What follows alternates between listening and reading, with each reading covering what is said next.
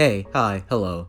Super Mario Theology back at it with your host, our local incoherent ranter, Kid Capes. Today we're talking about Shin Megami Tensei Nocturne, specifically the conception, and the scripture of Miroku, or rather, the Miroku Sutra. Also, a little bit of fan theory. Who isn't looking for more half-baked video essays about children's media, So let's start with a bit of background. There's this group called the Cult of Gaia. If you're familiar with SMT, you've probably heard of them. They're a chaos-aligned group that believe in living in harmony with demons. One of their members is a man by the name of Hakawa. His pursuits lead him to finding the Miroku Sutra in the Gaian library, which teaches him how to create an Amala drum. This grants him access to the Amala network, where he learns about the conception, an event which would reshape the world, turning it into something called the Vortex World, and in the process, destroying almost all life on the planet. Here, someone with a strong will is able to create a new world based on their ideology or reason, as it's called in Nocturne. This is facilitated by the god Kagutsuchi, who stands at the center of this vortex world and acts as its sun. During the game, assuming you're doing the Maniacs content, the Lady in Black explains that this is not the only conception. Across the Amala, countless conceptions have occurred. Now, when looking at the vortex world, this can be understood in multiple ways. In a simple sense, post-conception society has collapsed, and demons roam the earth, joining factions and fighting over what was once Tokyo. But when we look at it in the context of the series, it's clear that the Vortex World is meant to represent a world that reflects the chaos alignment, juxtaposing SMT2's setting, which reflects law. If you're familiar with chaos, you'd know that it's Buddhist coded, often using Buddhist aesthetic, deities, and philosophy, which you can see when looking at the Cult of Gaia. In fact, near the beginning of the game, when Chiaki is reading the Ayakashi Monthly in the hospital, it is directly mentioned that the goal of the Miroku Sutra is chaos. Now you may be wondering, who is this Miroku character? I've never heard of him before. Is he like a Nocturne character or something? Well, no, not really. However, if you've played Shin Megami Tensei 4 Apocalypse, you may recognize Miroku by another name, Maitreya, this being how the name is read in Sanskrit, Miroku being the Japanese. Maitreya, or Miroku, is significant in Buddhism because he acts as a messiah figure. To understand how important he is, we have to look at the historical context of the religion. Now in Buddhism, there's a concept called days of Dharma, or 3 periods of law, which is a lens at which to view the regression of society, essentially stating that over time, Buddhism's reach will slowly decline, until eventually the religion had no followers left at all.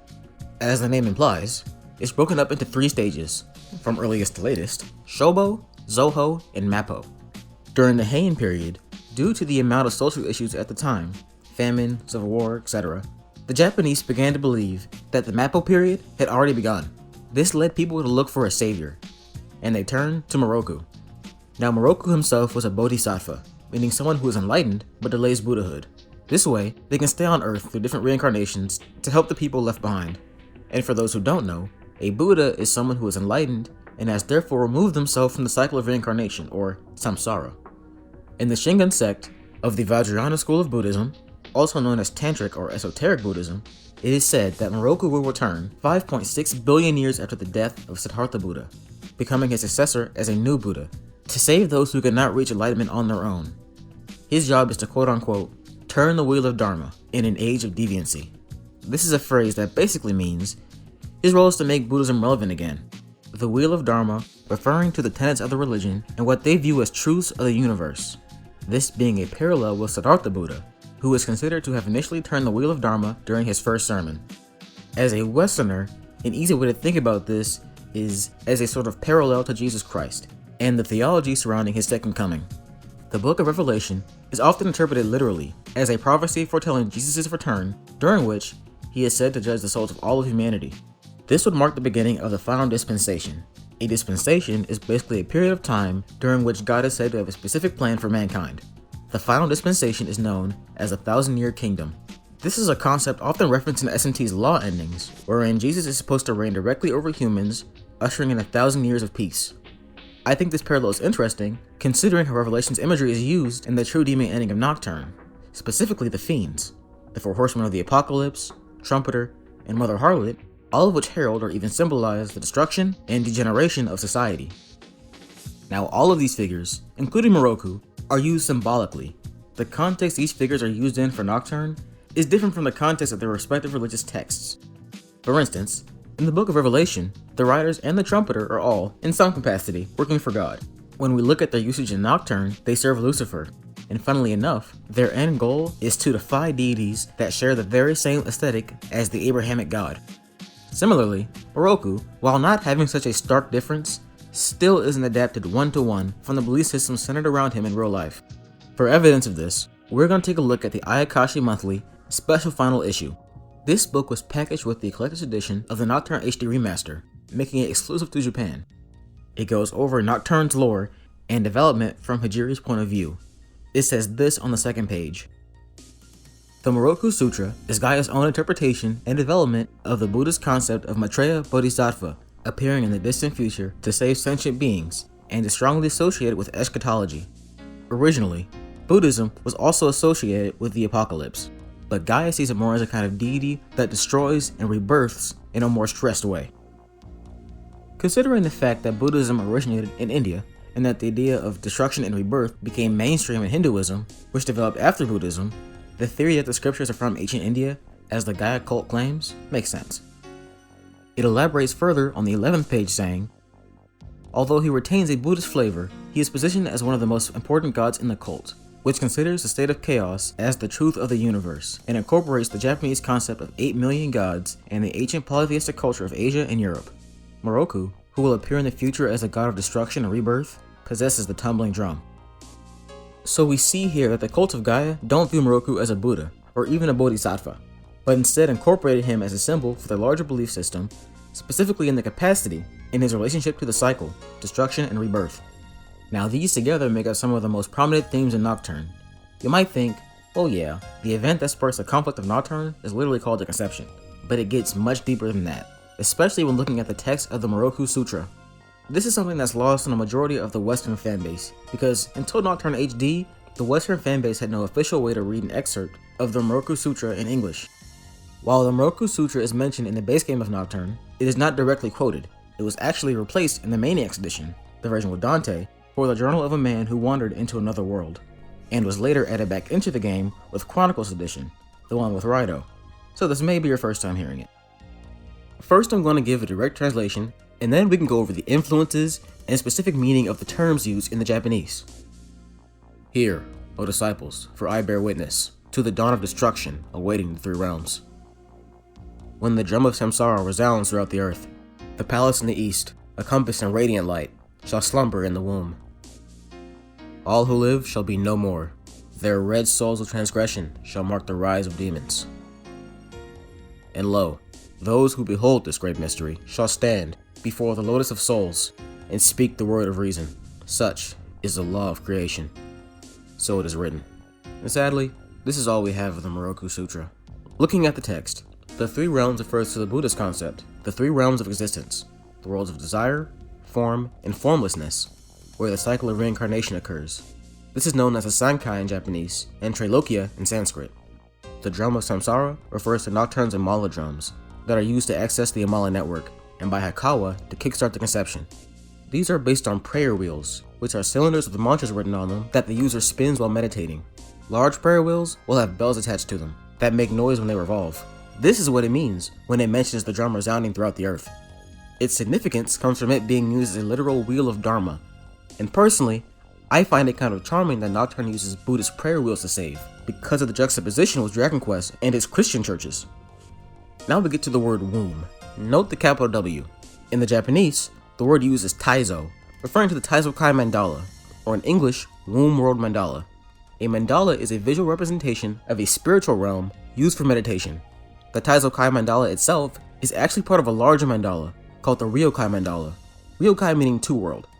This is the oldest colored mandala in Japan, and is very important to Japanese Vajrayana Buddhists due to its depiction of Vairocana Buddha, or as they call him in Japan, Dainichi Nyorai. In English, this can translate to Cosmic Buddha or the Illuminated One, and keep this in mind, it'll be important later. Unlike in other forms of Buddhism, to Vajrayana practitioners, Vairocana is a supreme deity who is above even Siddhartha Buddha. They believe him and all other Buddhas to be emanations or aspects of Vairocana. Vairocana is also associated with the first turning of the Wheel of Dharma. Going back to the Ryokai Mandala, as the name implies, it's made of 2 different mandala. The first is the aforementioned Taizokai Mandala, and the other is the Kongokai Mandala, If you've played SMT1 or For Apocalypse, you might recognize his name. In English, this is known as the Diamond World. Together, these mandalas represent growth, with the Taizokai symbolizing the start of development and the Kongokai being its realization. While the art portrays Vairocana Buddha, in practice, monks are to meditate on these mandalas to work towards and reflect on their own spiritual growth. But the Kongokai isn't really relevant to Nocturne, so now we're going to move more specifically onto the Taizokai.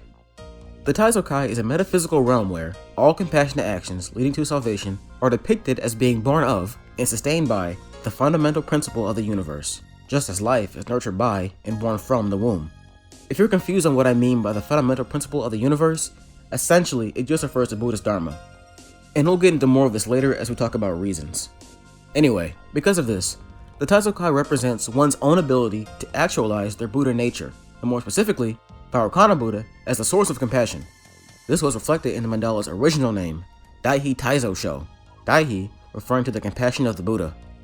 When we actually look at the Taizokai mandala, there are some parallels we can find between it and the Miroku Sutra. In the middle of the mandala, we see 9 figures. This is called the Court of 8 Petals. The figure in the very center is Vairocana, and he is surrounded by 4 Buddhas and 4 Bodhisattvas. If you look in the top left, you can see our old friend Miroku, depicted here as a Bodhisattva. We can read 2 references from the Court of 8 Petals into the Miroku Sutra. Take the segment, Red Souls of Transgression. Back to the Court of 8 Petals, this name is taken from the red lotus that the court is placed on. This red lotus represents both compassion and the human heart. To the Mahavairocana Sutra, which this mandala is based on, both of these are very important because its theme is that knowing yourself is the key to enlightenment. When we look at a direct translation of Red Souls of Transgression, instead of transgression, we get something like great sorrow. That's because the Japanese word used here is one we've discussed earlier, daihi. The change to transgression is likely meant to make an overt reference to Magasuhi, which in Nocturne is a red energy flowing through the vortex world. What makes transgression relevant to Magasuhi is its original context from the Kojiki, an ancient Japanese historical text. In the Kojiki creation myth, the gods Yahu Magasuhi and Oho Magasuhi were born from the impurity of hell that had attached itself to Izanagi. Magasuhi directly translates to evil spirit, and likewise, the 2 deities were known as gods of disaster. Interestingly enough, the last kanji in Magasuhi, specifically he, is the same character used for souls in Red Souls of Transgression. Now look at this verse. Those who behold this great mystery shall stand before the lotus of souls and speak the word of reason. We can apply stand before the lotus of souls to the Court of 8 Petals in a more literal sense, as a physical place you go to at the climax of the game when you face Kagetsuchi. Now Kagetsuchi is relevant to Nocturne symbolism for multiple reasons. First off, the biggest thing to remember here is that the Kagetsuchi phases are not moon phases. Kagetsuchi is a fire god, and as such, Kazuma Kaneko identifies him with the sun. Because of this, we can relate him with Vairocana on 2 different levels. The first is that they are both chief deities in the heart of their respective realms, and the second is that they are, at least for the purpose of Nocturne, both sun deities. If you recall, one of the English translations of Vairocana's names I listed was the Illuminated One, and this is not a coincidence. A direct translation of the Japanese word Dainichi is Great Sun. What sets Kagetsuchi apart from Vairocana and makes him an interesting choice is that, again looking in the Kojiki, Kagetsuchi is recorded in the Shinto creation myth as having burning his mother Izanami to death in childbirth. This mirrors his role in the game, as the birth of the world he rules over requires the death of the previous world. One of the last lines of the Miroku Sutra reads, "Speak the word of reason. Such is the law of creation." This would refer to another interpretation of the previous line we discussed, describing how the reason brought before Kagetsuchi will create the new world. Here, let's analyze the word reason and its Japanese counterpart, kotowari. Looking at the Miroku Sutra, the kanji it uses for kotowari can also be read as ri. Page 14 of the Ayakashi Monthly goes into a little bit of the significance of this. In Japan too, the word ri has been written as kotowari, and used to mean reason or path for various things. It is interesting to note that the word Tao is included in both of them, but it can be said that the word reason is a concept that came from Japan from China, along with religious and philosophical ideas. In particular, in the Zongzi, the word reason is treated the same way as path, and can be interpreted as reason equals path. Furthermore, when looking at the original context of the word ri, it was used by Confucians to refer to proper conduct, the way society, and more specifically the government, should be run. It can also be related to 2 different dharmic concepts, Siddhanta and Nyaya. The first word, Siddhanta, translates to universal principle, a term sort of similar to canon that refers to a specific text doctrine. The second word, Nyaya, translates to reason or method, and this is the name of a branch of Indian philosophy concerned with the logical approach to gaining knowledge, since in their view, human suffering is directly caused by ignorance. It's worth noting that, as Siddhanta's definition implied, that fundamental principle mentioned earlier is a specific aspect associated with the Taizokai, in context referring to Buddhist Dharma as it pertains to Vairocana, specifically him being its source. All of these concepts play into how reasons are viewed in universe. The 25th anniversary book, Mega 10 Maniacs, goes into this on page 90. In Shin 3, the word Kotowari is used to describe the aspects and relationships of the world, and the world looks different when viewed through different Kotowari. Now going back to page 14 of the Ayakashi Monthly, we see another passage that solidifies reasons as a belief system through which to see the world. Hikawa was aware that he was in a position to be recognized by Kagutsuchi and to spread Kotowari. To enlighten the world means to spread one's beliefs and to lead people to them. The term enlightenment would be acceptable. But as far as the current situation in the Vortex world is concerned, the target is demons and mannequins, so enlightenment would not be considered discriminatory. So we see how these reason holders were explicitly intended to come off as something similar to a priest or philosopher spreading their worldview. This plays into one of the series' themes concerning alignments. Just because you conceptualize a way to run the world, it doesn't mean that that way is correct. Here they stress the importance of how you perceive the world. This also plays into one of Nocturne's most prominent themes, the perversion of symbols. In it, we see the law-coded reason representative using Buddhism instead of Christianity as a basis for his ideology, while the chaos-coded character is followed by the archangels. This is because the Vortex world is a new world, one still fluid and unstable. The symbols that we would naturally assume apply to certain things have no meaning here. Symbols are what you make them. It is your responsibility to mold the new world, and you define what these stand for and how to move forward. Notice how in Nocturne, reasons are something you must define for yourself. They aren't handed to you. To solidify this theme, Yuko Takao literally dies waiting for her god to give her a reason because she didn't have the resolve to define one on her own. This is where the symbolism of Nocturne's setting, the Taizokai, shines.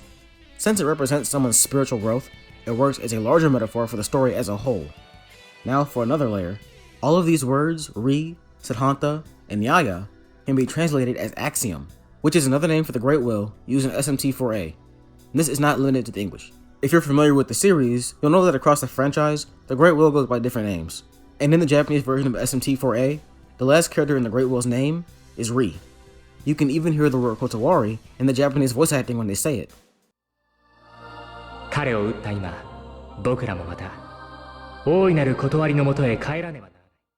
This, in turn, is really interesting to me personally because I view Nocturne as having a layered alignment conflict. Generally, in SMT, alignment is viewed as something like the Messiahs backed by God versus the Gaians backed by Lucifer. But in Nocturne, we see the different reasons, while clearly displaying their own elements of law and chaos, work within the framework of a larger multiversal system upheld by Kagutsuchi and ensured by Metatron on the Great Will's behalf. All of this opposed by Lucifer. I respectively call them Meta Law and Meta Chaos. Note that earlier, when we discussed the goal of the Miroku Sutra, it implicitly understood the cycle through destruction and rebirth as a good thing, even fetishizing it with Miroku being one of the cult's most important deities. Now Nocturne isn't the only game in the series to have this structure. We see something similar in SMT4A with Merkaba, Lucifer, and for these meta alignments, it should be noted that rather than being a specific philosophy, they're more like the advocacy for or opposition to a specific metaphysical structure of the universe, which in Nocturne's case will refer to the conception cycles. What makes Lucifer's position in the true demon ending significant is not only that he's defying the Great Will and the Christian symbolism associated with it, he's rejecting the cycle itself. Now the cycle is a prominent motif in the SMT series, even referenced in the name itself. Shin Megami Tensei roughly translates to True Goddess Reincarnation. While it's sort of obscured by the language used in Nocturne, it's meant to represent the samsara, the Buddhist cycle of reincarnation. For those who aren't familiar with it, essentially, it's the belief that every sentient creature is locked in an existence where they will perpetually be born, die, and reborn, with their position in the next life being determined by their karma, the sum of their past actions. We can see this in TDE, when Kagutsuchi says, persuaded by the fallen angel, he destroyed the seeds of creation, denying the reincarnation of the world. This being a reference to the Buddhist allegory of karmic seeds, which is used to describe the state of someone's karma, often in the context of their growth on the path to enlightenment. While Lucifer doesn't go into his personal reasons for going against the Great Will, the Lady in Black tells you Hajiri's backstory in order to convince you to side with them. His punishment was to see with his own eyes all that happens in the world, to record the balance of events through all the ages. A task as endless as scooping water out of the sea with a cup. He was condemned to wander the infinite span of time. Man can change the course of his next life by his karma, but that privilege was taken away from Hajiri. Though his body may perish, his soul will remain unsaved. He must continue on with his task. He lives a cursed eternal life, just like a demon. Do you want your life to be predestined as well, or would you rather choose your own actions? I think her specifically saying, just like a demon, is important, because an overarching theme of the series is that, by virtue of a demon's nature being determined by human thought, they had no real agency. We can see this in Nocturne's first kalpa, when a demon tells you, a human soul can learn, but his body is mortal. A demon is immortal, but his soul never changes. This also relates to a premise of a debate within Buddhism concerning demons. If one's karmic fate is based on the weight of the actions they've taken during their life, and demons are also sentient beings trapped within the samsara, intuitively, it would seem like once a sentient being reincarnated into a demon, that they would be trapped on that plane of existence. The lady in black explaining Hijiri's backstory doesn't just work to explain Nocturne's lore, but also serves as a way for her to say that they, as demons, relate to Hijiri's punishment and want to destroy the system that causes this. This also plays into another major theme of Nocturne, which is Demi-Fiend's personal lack of agency. The Demi-Fiend spent most of his time throughout the story being strung along by various characters trying to convince him to work with them. Demi-Fiend is often coerced into these situations due to Kagutsuchi and the Great Will not recognizing demons as being worthy of creating reasons. Another ending which is heavily related to the themes of the samsara is Shijima. Its goal is a world of silence defined by a lack of emotion. We can identify this with the process towards enlightenment, the annihilation of the self. In Buddhism, what ties people to the samsara is their upadana, a Sanskrit word essentially meaning clinging or attachment.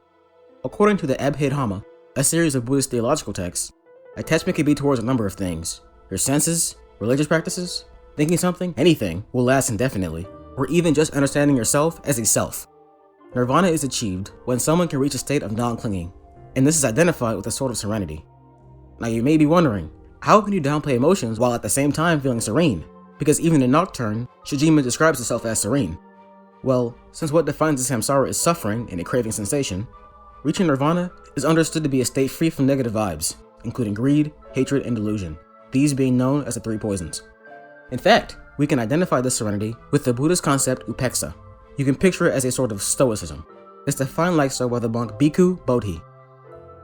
It is evenness of mind, unshakable freedom of mind, a state of inner equipoise that cannot be upset by gain and loss, honor and dishonor, praise and blame, pleasure and pain. Upekkha is freedom from all points of self-reference.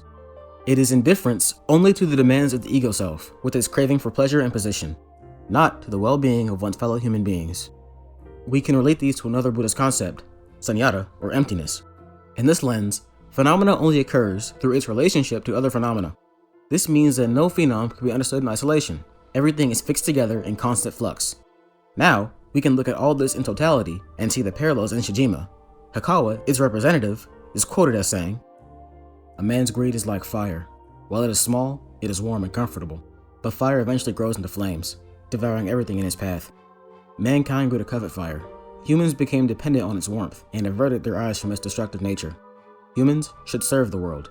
By doing so, a life of repose would in turn be promised to them. What is desirable? What is undesirable? It is not man that makes the distinction, it is the world. Humans should be the beacons that light the world. The light spins quietly, sometimes bright, sometimes dim, becoming one with the world." This is why Ahriman, the god of Shijima, is called God of the Void. Void, being another way to translate sunyata, references Shijima's understanding that humans need to view themselves in the context of the entire universe and not focus on themselves. Now that begs the question, why did Atlas choose Ahriman, the chief evil deity in Zoroastrianism, as the god of Shijima? We can glean a bit from page 50 of the Ayakashi Monthly. He became the guardian deity of Shijima because he was considered the god of death and destruction, who wanted to kill Ahura Mazda in the world of emptiness. Ahriman's position as god of death and destruction likely reflects the hand Hikawa played in regards to the conception. But we can go further than this. In Zoroastrianism, Ahriman commands a host of devas, which are understood to be evil gods. Now funnily enough, Buddhism has devas of its own, but instead they're good and live in the Buddhist heavens. It's possible that Atlas saw this connection and had Ahriman represent devas in a Buddhist sense rather than a Zoroastrian one. This might not be so far off since they did something similar to another figure, Mitra. Let's revisit the quote from the second page of the Ayakashi Monthly. Originally, Buddhism was also associated with the apocalypse, but Gaia sees it more as a kind of deity that destroys and rebirths in a more stressed way. Considering the fact that Buddhism originated in India and that the idea of destruction and rebirth became mainstream in Hinduism, which developed after Buddhism, the theory that the scriptures are from ancient India, as the Gaia cult claims, makes sense. The fact that they cite Mithra, who was worshipped in ancient India and Persia, as the prototype of Maitreya, and say that he was a deity before the Rig Veda is very convincing. This being why, near the end of the game, Mitra appears to Demi-Fiend as arbiter of the Miroku Sutra, to ascertain what he intends to do in regards to the future of the Vortex world.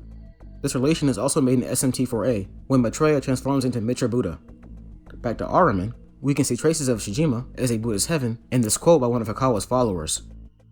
A world of silence, a painless world, because emotions do not control it.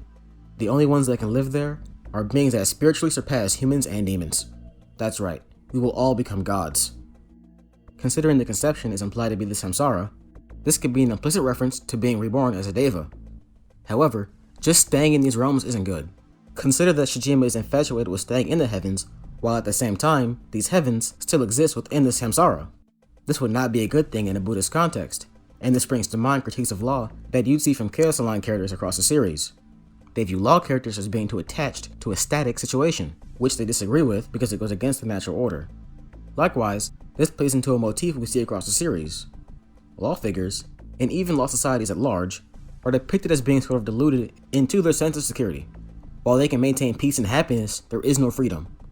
It's worth noting here that in Buddhism, humans are effectively the only type of sentient being that are able to become a Buddha. The 12th century Tibetan monk Gampopa explains this in his book, The Jewel Ornament of Liberation. In hell realms, beings have the nature of constant suffering. Hungry ghosts are tortured by mental burning. Animals are mostly overpowered by stupidity.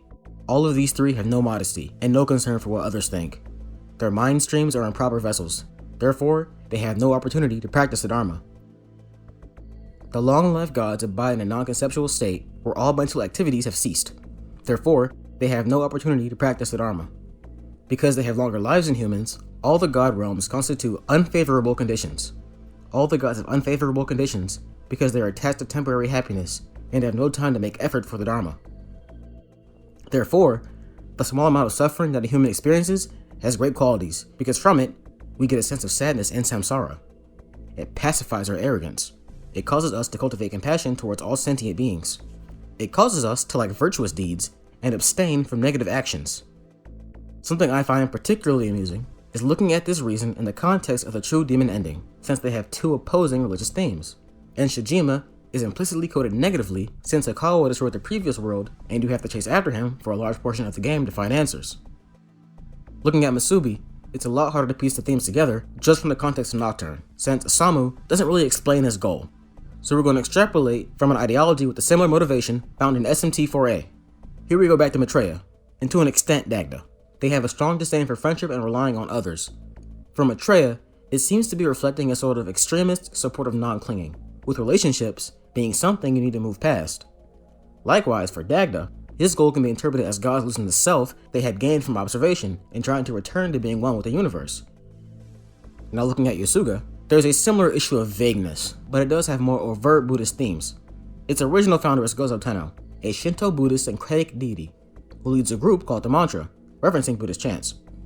The depiction of their ideology in the game doesn't have any clear religious references, but with context from the rest of the series, we can glean that Ella sort of mixes social Darwinism with Buddhist overtones, this going back as far as SMT1. One thing to note is that while Chaos does often have Buddhist themes, they rarely focus on the serenity, like Shijima, but is instead often depicted as harsh and violent. Last but not least, we have the neutral freedom route, and for a hint towards its themes, we can look at Demi-Fiend's name in Japanese, Hidoshura. This is a compound word made of Hido, meaning human, and Shura, referring to Asura, which, like the English version, is meant to call back to the character's nature being half human, half demon. However, when we put the context of Asura together with the chaotic setting of the Vortex world, it's possible that it's also meant to represent a Buddhist demonic realm. And if you're familiar with Nocturne's OST, you may have noticed that during the Freedom Ending cutscene, there's a certain track that plays, called Reincarnation. All of this can work together as a narrative about how at the start of the game, you are reborn into a chaotic realm that doesn't lend itself to freedom in a Buddhist sense, and that by the end, your karma leads you to being reborn in the human realm.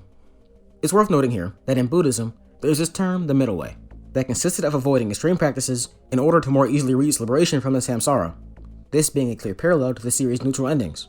It's possible that this plays into freedom's themes here, and is even referenced later in SMT4A by Stephen, a Buddha-like figure, who calls Dagda and Dano's ideologies the middle path, in opposition to law and chaos. Okay, I feel like I've been rambling too long now. Originally, this video was just supposed to be about the conception and the Miroku Sutra. We went a little deeper than expected. I'll leave with this. Just remember that the religious imagery in Nocturne is integral to almost every aspect of the game. If you haven't played Nocturne recently, or you think it has no story, and especially if you haven't played it before, go back and see if anything sticks out. Nocturne HD is out now, so there's no excuse.